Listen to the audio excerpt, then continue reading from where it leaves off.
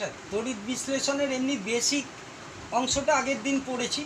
এবার শেষ দিকে দেখ যেটা আছে সেটা একটা ভয়ঙ্কর ইম্পর্টেন্ট ব্যাপার তড়িৎ বিশ্লেষণের ক্ষেত্রে, যেটাকে বলা হয় সিলেক্টিভ ডিসচার্জ। আর তার মূল বিষয়টা বুঝে নে যে আমরা আগের দিন আর কি একটাই আয়ন অ্যানোডে গেছিলো, একটাই আয়ন ক্যাথোডে গেছিলো, এইগুলো মানে পড়েছি। কিন্তু দেখ বাস্তবে যেটা হয় যে একাধিক ক্যাটায়ন বা অ্যানায়ন, ক্যাটায়নগুলো ক্যাথোডে যাবে আর অ্যানায়নগুলো অ্যানোডে যাবে। তাহলে তারা মানে একাধিক ক্যাটায়ন অ্যানায়ন যদি যায় ক্যাথোড বা অ্যানোডে, তাহলে তাদের মধ্যে মানে কোনটা মুক্ত হবে বা তখন ক্যাথোড আর অ্যানোডে কী রিয়াকশানটা হবে সেই বিষয়টাকেই সিলেক্টিভ ডিসচার্জ বলে। সিলেক্টিভ ডিসচার্জ নামেই বুঝতে পারছিস যে অনেকজন চাকরির পরীক্ষা দিয়েছে, কোনো একজনকে সিলেক্ট করা হবে, মানে কে সিলেক্ট হবে।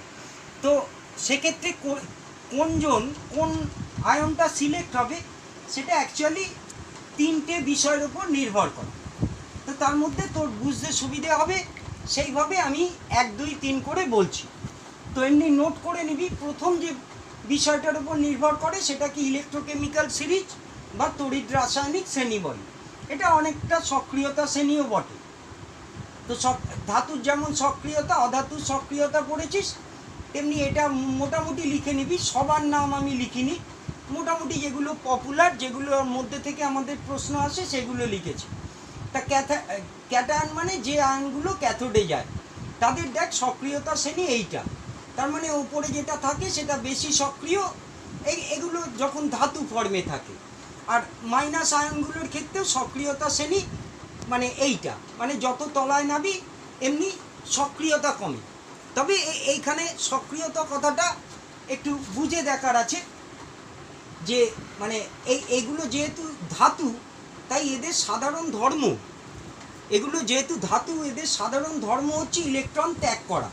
তুই যেটা বুঝতে পারবি সেটা আমি বলছি। ধর সোডিয়াম, তার তো পরমাণু ক্রমাঙ্ক 11, 2, 8, 1, তাহলে সেটা নিষ্ক্রিয় হওয়ার জন্য সেটা সাধারণভাবে ইলেকট্রন ত্যাগ করে।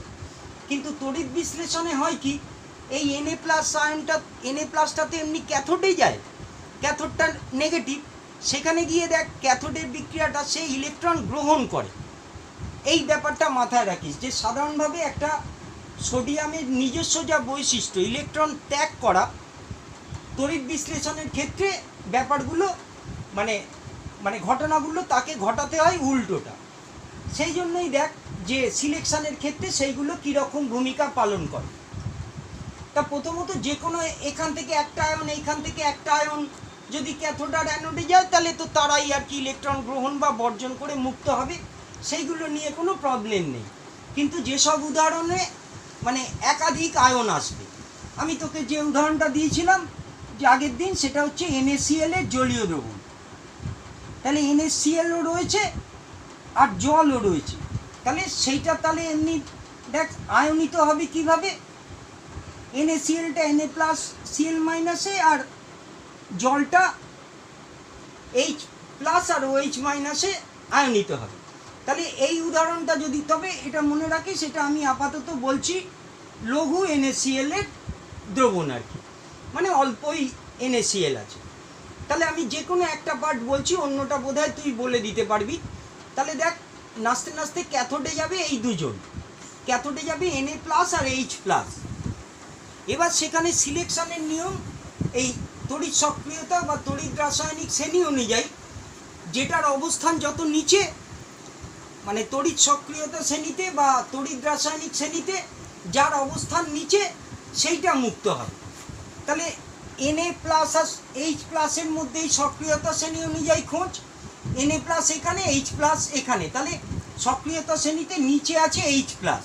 তাহলে এইখানে গিয়ে ক্যাথোডে কিন্তু আর Na+টা মুক্ত হতে পারবে না, H+টা ইলেকট্রন নিয়ে H হবে আর তারপর দুটো H মিলে এখানে হাইড্রোজেন হবে। তাহলে এইটা হলো ক্যাথোডের ক্ষেত্রে সিলেক্টিভ ডিসচার্জের নিয়ম। ঠিক একইভাবে অ্যানোডে দেখ কারা কারা যাবে, Cl- OH-, Cl- OH-, তলায় কি আছে OH-। মানে এখানে মূল কথাটা হলো যে তড়িৎ রাসায়নিক শ্রেণীতে যার অবস্থান নিচে, অপেক্ষাকৃত নিচে, সেটি মুক্ত হবে। তাহলে এইখানেও অ্যানোডে যদিও গেছে দুজন, সেই জন্যই সিলেকশানের কথাটা আসছে। তো দেখ এখানে Cl মাইনাস আয়নটা বিক্রিয়ায় অংশগ্রহণ করতে পারবে না। এই OH মাইনাসটাই একটা ইলেকট্রন ছেড়ে OH হবে, আর তারপরে এটা যেমন জলের ক্ষেত্রে দেখেছিলি, এটা 4খানা OH যুক্ত হয়ে এই মানে আলটিমেট অ্যানোডে আর কি অক্সিজেন উৎপন্ন হবে। ফলে এই কোশ্চেনটা বহু ক্ষেত্রে আসে বলে আমি এইটা আলোচনা করলাম, যে বলে গলিত NaCl। তো গলিত NaCl মানে সেখানে শুধুই Na প্লাস আর Cl মাইনাস আয়ন আছে, যদি গলিত NaCl বলি। ফলে সেইখানে একাধিক ক্যাটায়ন আনায়ন নেই, শুধু Na প্লাস আছে, Cl মাইনাস আছে। ফলে ক্যাথোডে গিয়ে এটা তখন ইলেকট্রন নিয়ে সোডিয়াম হবে, এটাও ইলেকট্রন বর্জন করে প্রথমত ক্লোরিন পরমাণু, তারপরে সেই পরমাণু থেকে Cl2 মানে ক্লোরিন গ্যাস অ্যানোডে উৎপন্ন হবে। গলিত NaCl এর তড়িৎ বিশ্লেষণ করলে এই কারণে ক্যাথোডে সোডিয়াম আর অ্যানোডে ক্লোরিন গ্যাস উৎপন্ন হবে। কিন্তু যে মুহূর্তে তুই তার জলীয় দ্রবণ নিবি, বলা ভালো লঘু জলীয় দ্রবণ নিবি, তখনই দেখ একটা সিলেক্টিভ ডিসচার্জের ব্যাপার চলে আসে। যে সিলেক্টিভ ডিসচার্জ করলে তখন কিন্তু Na প্লাসটা আর মুক্ত হতে পারবে না, H প্লাসটা মুক্ত হবে। একটু মাথায় রাখ, একটু বাদে আমি ঘনের জায়গায় আসব, কারণ আমরা আপাতত প্রথমটা পড়ছি।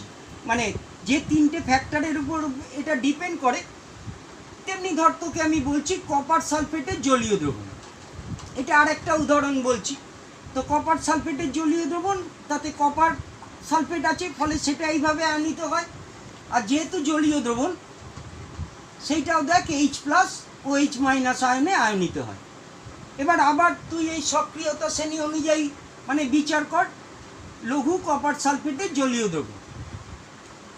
আমি আর উদাহরণগুলো লিখছি না। এবারে দেখ ক্যাথোডে কে যাবে, Cu double plus H plus. এবার তুই নিজের সক্রিয়তা শ্রেণী থেকে বল, যেদের মধ্যে যে নিচে আছে সেটা গিয়ে পার্টিসিপেট করবে।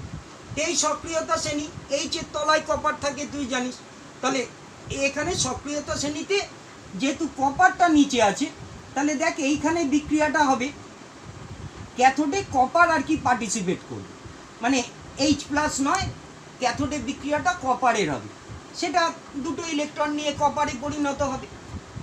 আর একইভাবে বিচার কর অ্যানোডে গেছে দুজন, SO4 double minus OH minus. এই দুজনের অবস্থান এখানে এই তলায় আছে OH, তাহলে এখানে পার্টিসিপেট করবে ওই আগেরটার মতোই OH মাইনাস। একটা ইলেকট্রন ছেড়ে OH হবে, আর চারটে OH হয়ে যথারীতি জল আর অক্সিজেন হবে। ফলে প্রশ্নগুলো তোকে ওই আকারে করবে যে কপার সালফেটের লঘু জলীয় দ্রবণে তড়িৎ বিশ্লেষণ ঘটালে ক্যাথোডে অ্যানোডে কি উৎপন্ন হবে। তো ক্যাথোডে এক্ষেত্রে কপার উৎপন্ন হবে, আর অ্যানোডে দেখ অক্সিজেন উৎপন্ন হবে।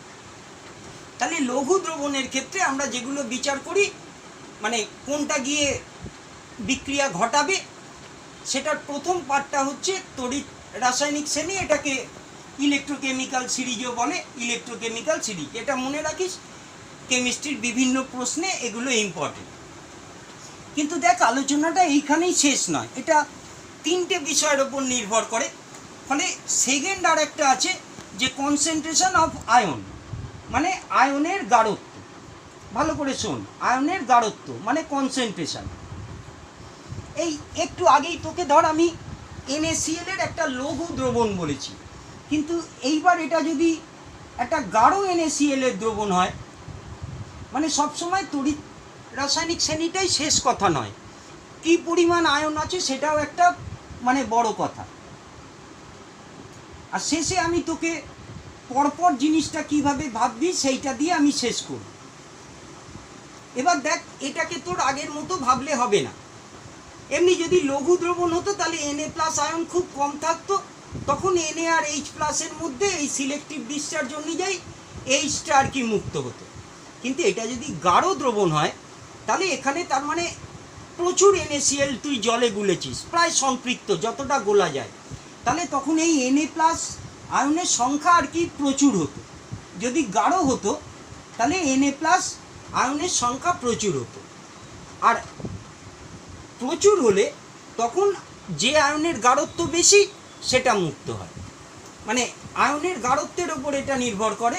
তাহলে যে আয়নের মানে গাঢ়ত্ব বলতে তুই এমনি সংখ্যাই বুঝবি, মানে নাম্বার, এগুলো আবার সব অ্যাভোগাড্রোস নাম্বার থেকে বাট্টার করা যায়।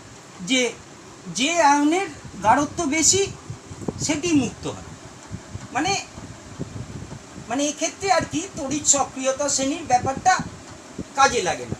ফলে তোকে যে প্রশ্নটা করে ঠকাতে পারে যে লঘু NaCl এর জলীয় দ্রবণে কি হয়, সেটা আগে আলোচনা করলাম।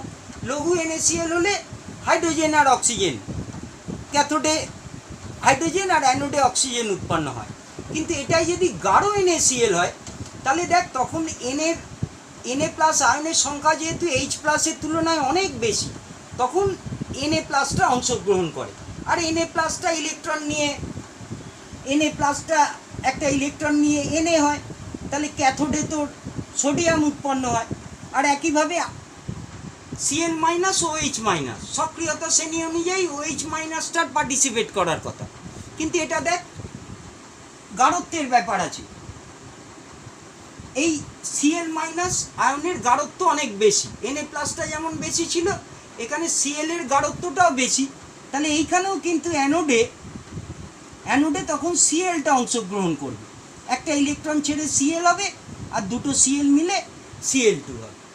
তাহলে গাঢ় NaCl এর জলীয় দ্রবণ নিয়ে তড়িৎ বিশ্লেষণ করলে গাঢ় কথাটা খেয়াল করবি, তখন কিন্তু ব্যাপারটা মানে প্রথম বিচার না করে আমাকে তখন এই দ্বিতীয় বিচারটায় আসতে হবে, যে কনসেন্ট্রেশন অফ আয়নের উপর ভিত্তি করে তখন আমাকে নির্ধারণ করতে হয় যে কোনটা লিবারেটেড হবে, মানে কোন আয়নটা ইলেকট্রন গ্রহণ বা বর্জন করবে। এখানে আর একটা 3 নম্বর ব্যাপার আছে।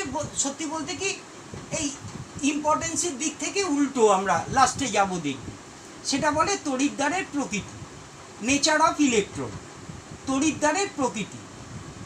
তা আমরা তড়িৎ বিশ্লেষণের সময় তো একটা পাত্র যেটাকে ভোল্টামিটার বলে, তাতে ব্যাটারি প্লাস ব্যাটারির মাইনাস এর সাথে দুটো তড়িৎদ্বার যুক্ত করি, এটাকে ক্যাথোড এটাকে অ্যানোড বলে। তো সেই ক্যাথোড আর অ্যানোড হিসেবে আমরা সাধারণত কিছু মেটাল, কিছু ক্ষেত্রে গ্রাফাইট ইত্যাদি নন মেটালও ব্যবহার করি। মানে এইবার এই তড়িৎদ্বারের প্রকৃতির উপর জিনিসটা কিভাবে নির্ভর করে সেটা আগে দেখ। যে তড়িৎদ্বার এরকম মানে সাধারণভাবে তড়িৎদ্বার দু ধরনের হয়। এক হচ্ছে তড়িৎদ্বার হচ্ছে নিষ্ক্রিয়, মানে যাকে বলে প্যাসিভ। তো নিষ্ক্রিয় কথাটার মানে সে ওই তড়িৎ বিশ্লেষণের দিকে মুখ ফিরিয়েও তাকায় না, মানে সে বিক্রিয়ায় পার্টিসিপেট করে না। আর এক ধরনের তড়িৎদ্বার হয় সক্রিয়, যারা আর কি অ্যাক্টিভ, যে তোর বিক্রিয়ার সময় সেইগুলো আর কি বিক্রিয়ায় অংশগ্রহণ করে। এবার সাধারণভাবে এই নিষ্ক্রিয় তড়িৎদ্বারের উদাহরণ হচ্ছে তোর মানে গ্রাফাইট বলবো আমি, মানে কার্বন, আসলে কার্বন, প্ল্যাটিনাম, গ্রাফাইট আর কিছু ক্ষেত্রে আয়রন বলে, এগুলো হচ্ছে নিষ্ক্রিয় তড়িৎদ্বার। এরা সাধারণত ইলেকট্রন গ্রহণ বর্জনের প্রক্রিয়ায় অংশগ্রহণ করে না। আর সক্রিয় তড়িৎদ্বার বাকি মেটালগুলো, তবে সাধারণভাবে আমরা এই নিকেল, কপার, এই ম্যাগনেসিয়াম, এই সব ধাতুগুলোকে ব্যবহার করি। মানে আয়রন ছাড়া এখানে যে কোনো ধাতু বলবি, সেই ধাতুগুলো হচ্ছে সক্রিয়। এবার থার্ড যে পয়েন্টটা আসে দেখ, আমি মানে যেটা মানে পরীক্ষার ক্ষেত্রে ইম্পর্টেন্ট আমি তোকে সেটাই বলছি। যে ধর কপার সালফেটের জলীয় দ্রবণ, আমি কপার সালফেটের জলীয় দ্রবণকে তড়িৎ বিশ্লেষণ করছি উইথ কপার তড়িৎদ্বার, মানে এখানে ক্যাথোড আর অ্যানোডগুলো হচ্ছে কপার। আমি সমস্ত আয়নিক ইকুয়েশনটাই বলছি, এটা CuSO4 এর সলিউশন। তাহলে CuSO4 আছে, জল আছে, আর ক্যাথোড আর অ্যানোড দুটোই বলছে আমার কপার। তাহলে এটা মাইনাসের সাথে ক্যাথোড, এটা অ্যানোড। এবার সক্রিয় নিষ্ক্রিয় কেসটা কি? এর তো তোর যদি রাসায়নিক সমীকরণ লিখি, কপার সালফেট বিয়োজিত হবে Cu++SO4 আর সাথে বলছি জলও আছে, জলীয় দ্রবণ, তাহলে এটা H+OH-। এবার এইটাও একটু কান খুলে শুনে রাখ যে তড়িৎদ্বারের প্রকৃতি এটা একেবারেই অ্যানোডের ফিনোমেনা। হ্যাঁ, ক্যাথোডে এর কোনো ভূমিকা নেই। কারণ ধাতুগুলো সাধারণত ইলেকট্রন, ক্যাথোডে তো ইলেকট্রন গ্রহণ করে বিজারণ হয়, আর ধাতুগুলোর কোনো টেন্ডেন্সি থাকে না ইলেকট্রন গ্রহণ করার। ফলে অ্যাক্টিভই হোক আর প্যাসিভই হোক, ক্যাথোডে মানে যাদের তড়িৎদ্বার হিসেবে ব্যবহার করি তারা বিক্রিয়ায় অংশগ্রহণ করে না। গল্পটা হয় অ্যানোডে। তাহলে এইটার আগে ক্যাথোডটা মিটিয়ে ফেলি। এই যদি এরা আয়নিত হয় তাহলে দেখ নাচতে নাচতে কারা ক্যাথোডে যাবে, Cu++ আর H+। সেইটা তুই বিচার করবি যে সাধারণত লঘু দ্রবণ দেয়, তার মানে আমার প্রথম ক্যাটাগরিটা লঘু দ্রবণ দিলে তো আমি তড়িৎ রাসায়নিক শ্রেণী দিয়ে বিচার করব। তাহলে কপারটা দেখ যেহেতু হাইড্রোজেনের তলায় আছে, তাহলে এইখানে ক্যাথোডে ওই দুজনের মধ্যে কে মুক্ত হবে, সক্রিয়তা শ্রেণীতে যে তলায় থাকে তার মুক্ত হওয়ার প্রবণতা বেশি। এটাই সিলেক্টিভ ডিসচার্জের নিয়ম। তাহলে এখানে কপার আয়নটা দুটো ইলেকট্রন নিয়ে কপারে পরিণত হবে, হাইড্রোজেনটা পারবে না, কপার যেহেতু তলায় আছে। মানে এইটাই যদি আবার আমি ধর মানে অ্যালুমিনিয়াম সালফেট নিতাম, তখন আবার অ্যালুমিনিয়াম পারত হাইড্রোজেনের মানে ওপরে আছে বলে। মানে এতক্ষণে বুঝতে পেরেছিস নিশ্চয়ই। এই সারণীটা মোটামুটি লিখেছি, সবাইকে লিখিনি। যে তলায় থাকবে সে আগে মুক্ত হবে। এবার এইটার ক্ষেত্রে ভালো করে দেখ অ্যানোডে কী হবে। অ্যানোডে আমার যাচ্ছে সালফেট লবণ, সালফেট আয়ন, OH আয়ন। আর এই উদাহরণটায় আমরা তড়িৎদ্বারের প্রকৃতির ওপর আসতে হবে। এখানে আমি তড়িৎদ্বার হিসেবে ব্যবহার করেছি কপার, যেটা নাকি একটা অ্যাক্টিভ ক্যাথোড। তো এই অ্যাক্টিভ অ্যানোড মানে কপার অ্যাক্টিভ অ্যানোড। তাহলে তো মানে এইখানে কি হয় যে অ্যানোডগুলো যদি সক্রিয় হয় তাহলে এই যে আয়নগুলো যাচ্ছে, যারাই যাক, এই সালফেট OH যারাই যাক, তারা গিয়ে ইলেকট্রন বর্জন করতে পারে না, কারণ এদের সাধারণ টেন্ডেন্সি ইলেকট্রন গ্রহণ করা। তখন হয় কি, ওই তড়িৎদ্বারের যে কপার সে দুটো ইলেকট্রন বর্জন করে Cu++ হিসেবে দ্রবণে চলে আসে। এমনি মাধ্যমিকের জন্য এটা একটা কমন কোশ্চেন, তাই বলছি যে নীল বর্ণের কপার সালফেটের তড়িৎ বিশ্লেষণ করছিস তুই কপার তড়িৎদ্বার ব্যবহার করে। তাহলে এখানে যে আলোচনা হলো তাতে দেখ ক্যাথোডে গিয়ে কপার জমা হবে, কারণ ক্যাথোডের বিক্রিয়ায় কপার হচ্ছে। তাহলে এই ক্যাথোডে যে কপারটা আছে তার গায়ে ক্রমশ কপার জমা হবে, তার মানে ক্যাথোডটা ক্রমশ থিক মানে মোটা হতে থাকবে। এই অ্যানোড থেকে কপারগুলো ইলেকট্রন বর্জন করে দ্রবণে চলে আসবে, তাহলে ঠিক উল্টো অ্যানোডটা ক্রমশ ক্ষীণ হতে থাকবে, কপারগুলো যেহেতু দ্রবণে চলে আসছে। আর ইম্পর্টেন্ট ব্যাপার, যে হারে এখানে Cu+ ডিপোজিটেড হয়, জমা হয়, অ্যানোড থেকেও সেই হারে Cu আর কি দ্রবণে চলে আসে। ফলে দ্রবণের যে কনসেন্ট্রেশন, গাঢ়ত্ব, সেটা অপরিবর্তিত থাকবে। আর কপার সালফেট এমনি নীল বর্ণের, সেই জন্য আর কি কপার সালফেট যেমন মানে দ্রবণটা যেমন নীল ছিল তেমনই নীল থাকবে, মানে তার বর্ণের পরিবর্তন হবে না। দ্রবণ থেকে কন্টিনিউ কপার যদি চলে যেত তাহলে দ্রবণটা ক্রমশ বর্ণহীন হয়ে যেত। এইটা তোর লাগবে, কিন্তু তুই জিনিসটা বুঝলি কিনা তার জন্য আমি বলছি যে ধর এবার আমি তড়িৎদ্বার দুটো, এইটা নয় আমি কপারই রাখলাম, হ্যাঁ ক্যাথোডটা কপারই রাখলাম, কিন্তু অ্যানোডটা ধর আমি করে দিয়েছি প্ল্যাটিনাম, তার মানে নিষ্ক্রিয় তড়িৎদ্বার।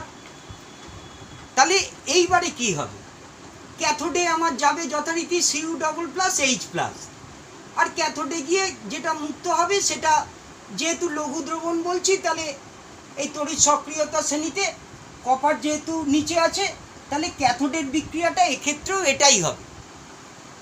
বাট অ্যানোডে কি হবে এবার ভেবে দেখ একটু, মানে এইবার তো অ্যানোডটা নিষ্ক্রিয়, মানে এখানে প্ল্যাটিনামের কোনো ভূমিকা নেই, সে ইলেকট্রন বর্জন করার জন্য খুব একটা ছটপট করে না। তাহলে এবার আবার তোকে 2 নম্বর বা 1 নম্বরে গিয়ে ঢুকতে হবে। অ্যানোডের দিকে দেখ ধেয়ে গেছে সালফেট আর OH আয়ন, ঠিক অবস্থান দেখ, এইখানে OH আয়নটা নিচে আছে। তাহলে যদি আমি প্ল্যাটিনাম তড়িৎদ্বার ব্যবহার করি তাহলে আয়নে মানে অ্যানোডে দেখ তখন OH- আয়নটা মুক্ত হবে। বুঝতে পারছিস তো যে প্ল্যাটিনামটা নিষ্ক্রিয়, ফলে সেটা আর কি দ্রবণে চলে আসবে না। ফলে আমাকে সিলেকশন করতে হবে SO4 ডবল মাইনাস আর OH মাইনাসের মধ্যে। তো সেটা তো প্রথম নিয়ম অনুযায়ী আমি শিখেছি যে যে তলায় থাকবে সেটা মুক্ত হবে। তাহলে তোর বোঝার সুবিধের জন্য আমি এই 3টে পয়েন্টস বললাম। তুই অ্যাকচুয়ালি, তোকে যখন একটা কোশ্চেন দেবে, তুই অ্যাকচুয়ালি এই অর্ডারে ভাববি। মানে প্রথমে দেখবি কোন তড়িৎদ্বার ব্যবহার করেছে, সেটা অ্যাক্টিভ না প্যাসিভ।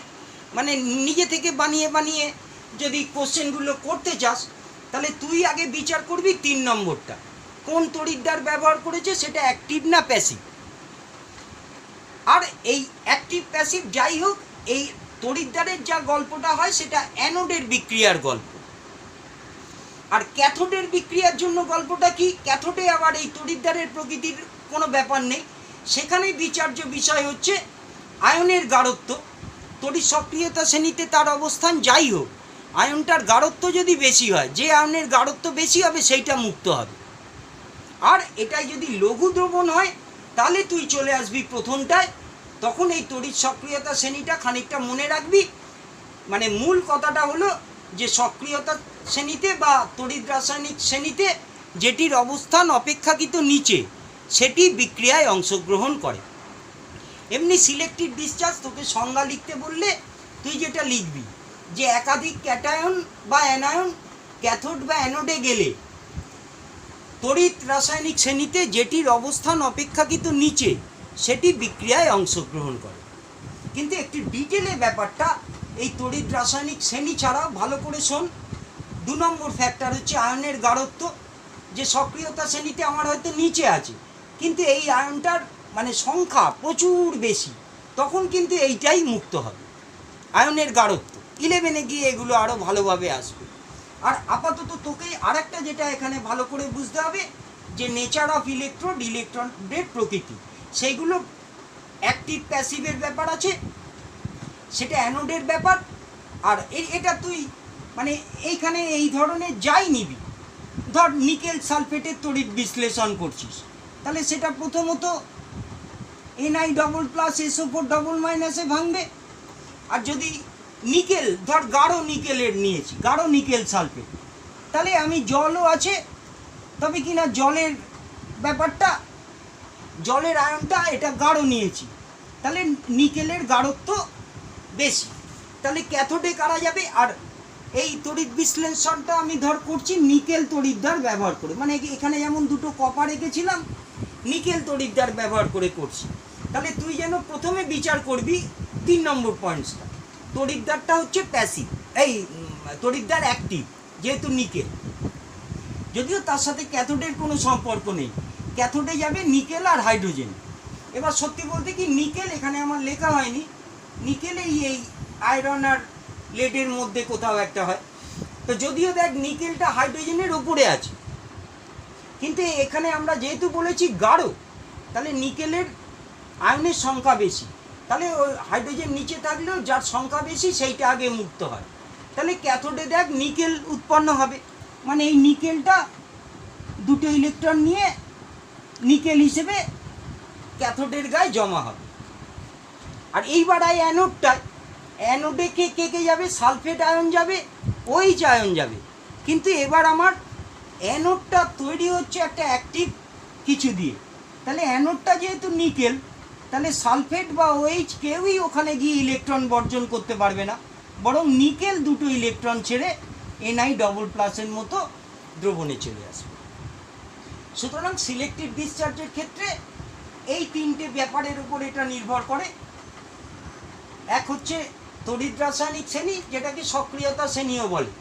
তো মানে এই সক্রিয়তা, এই পটাশিয়ামের ক্ষেত্রে সক্রিয়তা হচ্ছে ইলেকট্রন বর্জন করার সক্রিয়তা। পটাশিয়াম, সোডিয়াম এরা মানে ধাতুমাত্র ইলেকট্রন বর্জন করতে চায়, অথচ তড়িৎ বিশ্লেষণে ক্যাথোডে গিয়ে তাদের হাত পেতে ইলেকট্রন নিতে হয়। মূল ব্যাপারটা বোধহয় এইটা। ফলে সে যখন একা থাকে তখন সে হাত পেতে ইলেকট্রনটা নিয়ে নেয়, কিন্তু তার সাথে যখন অন্য কেউ একজন থাকে তখন সে একটু লজ্জা পায়। তখন যে তলায় থাকে তার লজ্জা কম, সে তখন হাত পেতে তার সামনে ইলেকট্রনটা নিয়ে নেয়। আমি শেষ উদাহরণ দিচ্ছি, ধর এমন একটা অর্থনৈতিক পরিস্থিতি এসছে যে একজন অত্যন্ত ধনী লোক আর আমাকে দুজনকেই রাস্তায় ভিক্ষায় বেরোতে হবে। তো সেক্ষেত্রে দেখ কার পক্ষে ব্যাপারটা সহজ হবে। ধনী লোকটা চট করে মানে ভিক্ষা করতে পারবে না, লজ্জা পাবে। কিন্তু আমার লজ্জা নেই, মানে একটা গরিব লোকের কথা যদি বলি, সে তার অতটা লজ্জা নেই, সে ভিক্ষা করতে বেরিয়ে যাবে। তাহলে এই ব্যাপারটা অনেকটা সেরকম, যে এইটার আর কি ইলেকট্রন দিয়ে দেওয়ার প্রচণ্ড সক্রিয়, ফলে নিয়ে নেওয়ার ব্যাপারে সে একটু লাজুক। সেই কারণে এই তড়িৎ রাসায়নিক শ্রেণীতে আমরা যত নিচে নামি, যে নিচে আর থাকে সেটা আর কি বিক্রিয়ায় পার্টিসিপেট করে। মানে ধনী আর আমার মধ্যে আমি আর কি আগে ভিক্ষে করতে বেরিয়ে যাই, ধনী পারে না।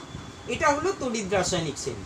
আর বাকিটা তোর আয়নের গাঢ়ত্ব, এটার জন্য একটু 12 অবধি ওয়েট করতে হবে, কারণ সংখ্যাগুলো না পেলে তুই কতখানি লঘু কতখানি গাঢ় পাবি না। তবে ওই লঘু বললে একভাবে বিচার করবি, আর যদি গাঢ় বলে আর একভাবে বিচার করবি।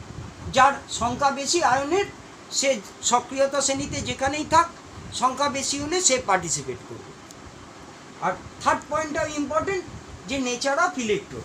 তাই দেখবি তড়িৎ বিশ্লেষণের সময়, আগের দিন এটা ভালো বোঝাতে পারিনি, তড়িৎ বিশ্লেষণের সময় আমি যদি কারুর উপর কপারের তড়িৎ লেপন করতে চাই, অ্যানোড হিসেবে দেখ আমি কপার ব্যবহার করি। কারণ অ্যানোড কপার, অ্যানোডটা যদি আমি তখন কপার ব্যবহার করি, তখন এর গায়ে তো কপার জমা হবেই, আর দ্রবণটা নিঃশেষিত হবে না। এই অ্যানোড থেকে ক্ষয়ে ক্ষয়ে কপারগুলো আগে যেমন দেখিয়েছিলাম Cu ডবল প্লাস হয়ে দ্রবণে চলে আসবে, আর সেইখান থেকেই Cu ডবল প্লাস হয়ে এখানে গিয়ে ইলেকট্রন নিয়ে ক্যাথোডে কপার জমা হবে। তাহলে এটার একটা ব্যবহারিক গুরুত্ব আছে, যে তড়িৎ বিশ্লেষণের সময় সাধারণত আমরা অ্যানোড হিসেবে কোনো অ্যাক্টিভ তড়িৎদ্বার ব্যবহার করি, এবং যে ধাতুটার তড়িৎ লেপন দিতে হয় তাকেই অ্যানোড হিসেবে ব্যবহার করি। মানে যদি সোনার দিতে হয় অ্যানোড হিসেবে সোনা নিই, রূপোর দিতে হলে অ্যানোড হিসেবে রূপো নিই, নিকেল দিতে হলে অ্যানোড হিসেবে নিকেল নিই। এটার কারণ সেইটা। আর তড়িৎ বিশ্লেষণ হিসেবে কোনো সালফেট লবণ, সোনা আর রূপোর ক্ষেত্রে তার নামগুলো বলে দিয়েছি আমি, পটাশিয়াম আর্জেন্টোসায়ানাইড, পটাশিয়াম অরোসায়ানাইড ব্যবহার করা হয়। আর বাকি সবার ক্ষেত্রেই সালফেট লবণ বলবি। আর যার উপর তড়িৎ লেপন দিতে হয় তাকে তো ক্যাথোডে রাখতে হয়, তার গায়ে গিয়ে জিনিসটা জমা হয়। তাহলে এই হলো সিলেক্টিভ ডিসচার্জ। এটা আমি তোকে পড়িয়ে দিলাম, তুই যে উদাহরণগুলো আসবে সেইগুলোতে এইগুলোকে বিচার করে, কোন ক্ষেত্রে কোনটা বিচার করবি, কোন পদ্ধতিতে বিচার করবি, ঠান্ডা মাথায় বিচার করে সেগুলো লিখবি। সাধারণত আগে তড়িৎদ্বারের প্রকৃতিটা বিচার করে নেবি, তারপরে আমাদের সাধারণত এই ইলেকট্রোকেমিক্যাল সিরিজ থেকেই কোশ্চেন আসে, গাঢ়ত্বের ভেতরে অত ঢোকে না।